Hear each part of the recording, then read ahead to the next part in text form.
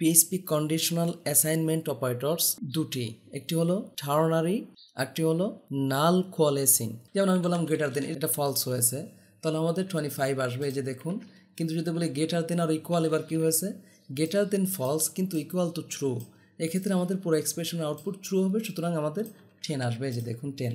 নাল কোয়ালেসিং অপারেটরের কাজ হলো যে ভেরিয়েবলটি আছে কিনা বা ভেরিয়েবলের মান আছে কিনা, যদি থাকে তো তাহলে সে সি এর মান এই ভেরিয়েবলটাই দিয়ে দিবে, আর যদি না থাকে তাহলে ডান পাশে আমরা যা ইউজ করবো তা সি এর মান হিসাবে যাবে। আসসালামু আলাইকুম ডিয়ার ভিউয়ার, সফটওয়্যার ইউটিউব চ্যানেলে আপনাকে স্বাগতম।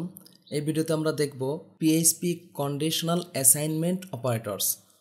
মূলত পিএইচপি কন্ডিশনাল অ্যাসাইনমেন্ট অপারেটরস দুটি, একটি হলো টার্নারি, একটি হলো নাল কোয়ালেসিং। তো চলুন আমরা প্র্যাকটিক্যালি এক্সাম্পল দেখি। তো শুরুতেই আমি জাম্প, অ্যাপাচি এবং মাইস্কিউএল স্টার্ট করে নিলাম, সেই সাথে এক্সপ্লোরারে ক্লিক করে এইচটি ডক্সে আমরা জানি আমাদের ফোল্ডার বা ফাইল রাখতে হয়, তো আমি পিএইচপি টিউটোরিয়ালে সবই রেখেছি।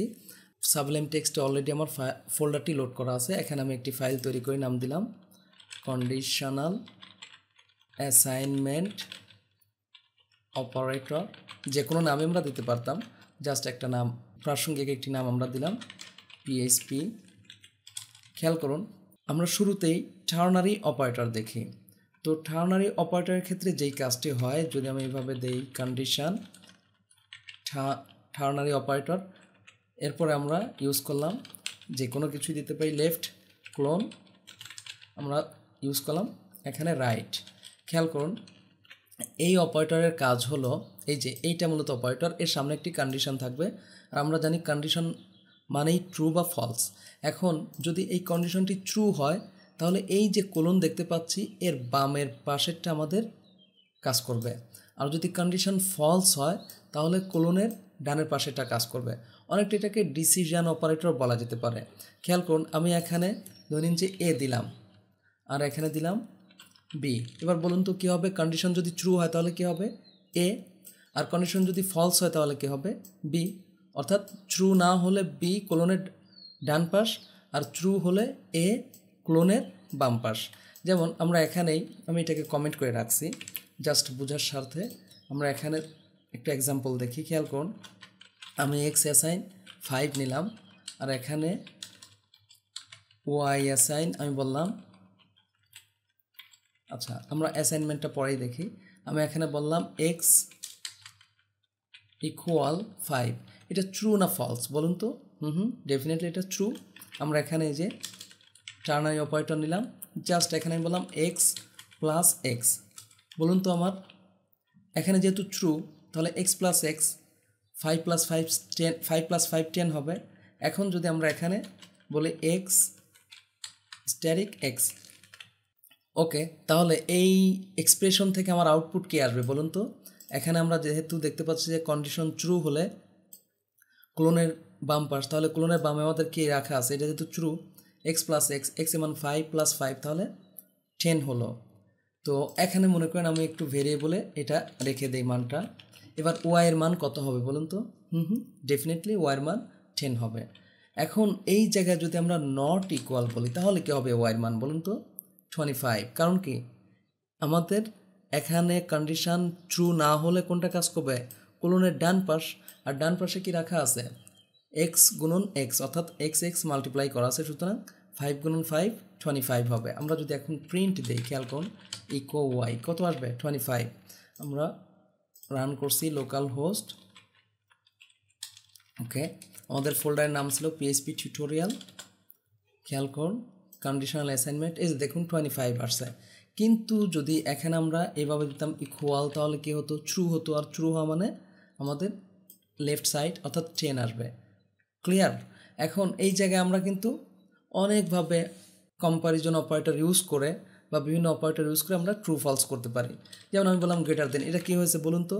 এটা ফলস হয়েছে, তাহলে আমাদের 25 আসবে, এই যে দেখুন। কিন্তু যদি বলি গ্রেটার দেন আর ইকুয়াল, এবার কী হয়েছে, গ্রেটার দেন ফলস কিন্তু ইকুয়াল টু ট্রু, এক্ষেত্রে আমাদের পুরো এক্সপ্রেশনের আউটপুট ট্রু হবে, সুতরাং আমাদের 10 আসবে, এই যে দেখুন 10। তো আশা করি কন্ডিশনাল অ্যাসাইনমেন্ট টার্নারি অপারেটরটি ক্লিয়ারলি বুঝতে পারছেন। এখন আমরা দেখব কোলেসিং অপারেটর।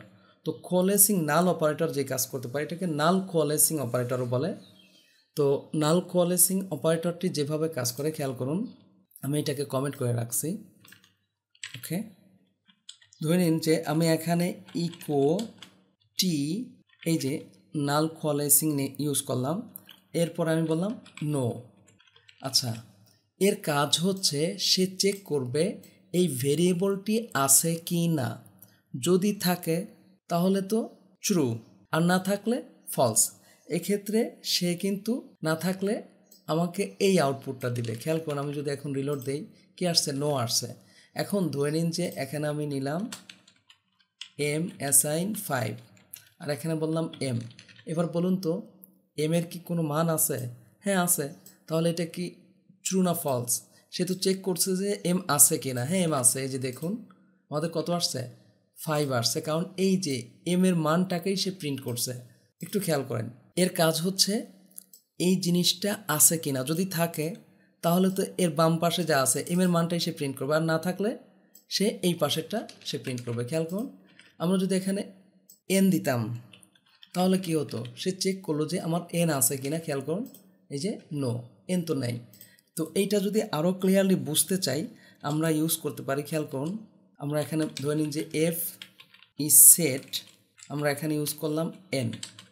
ওকে, তো ইজ সেটের কাজ হলো এই যে একটু আগেই তো আমরা বুঝছি যে এই টার্নারি অপারেটর ইউজ করে আমরা এই কাজটা করতে পারি।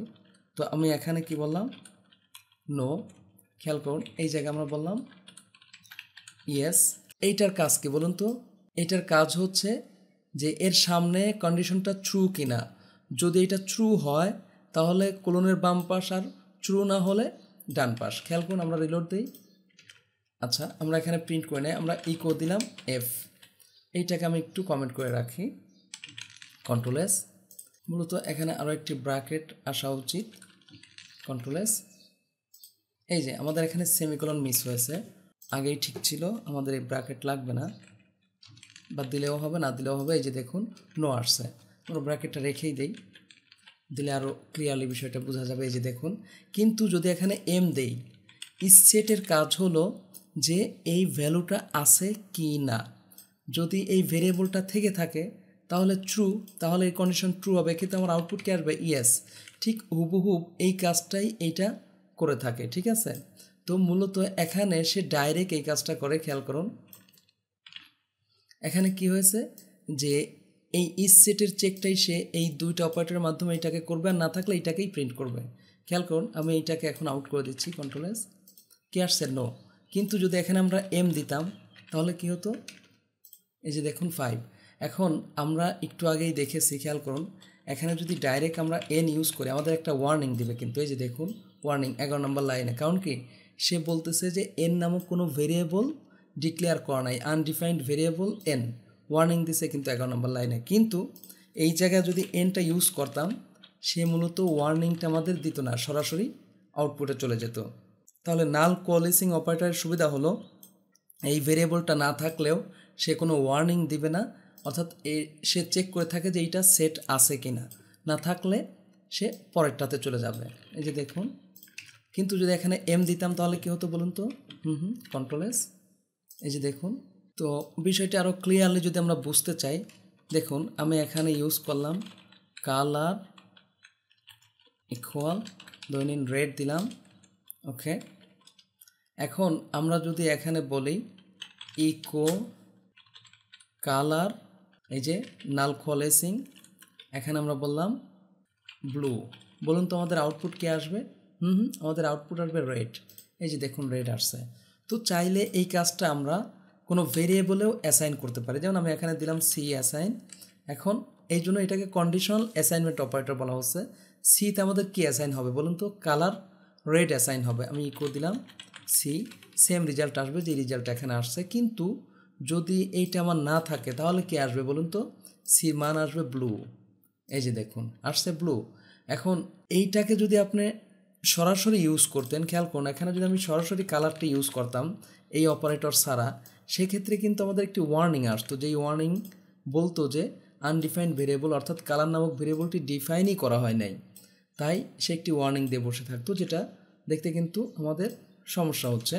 তো নাল কোয়ালিসিং অপারেটরের কাজ হলো যে ভেরিয়েবলটি আছে কিনা বা ভেরিয়েবলের মান আছে কিনা, যদি থাকে তো তাহলে সে সি এর মান এই ভেরিয়েবলটাই দিয়ে দিবে, আর যদি না থাকে তাহলে ডান পাশে আমরা যা ইউজ করবো তা সি এর মান হিসাবে যাবে। খেয়াল করুন, আমি আরও একবার নিচ্ছি। তাহলে সি এর মান এখন কী হবে বলুন তো? রেট হবে।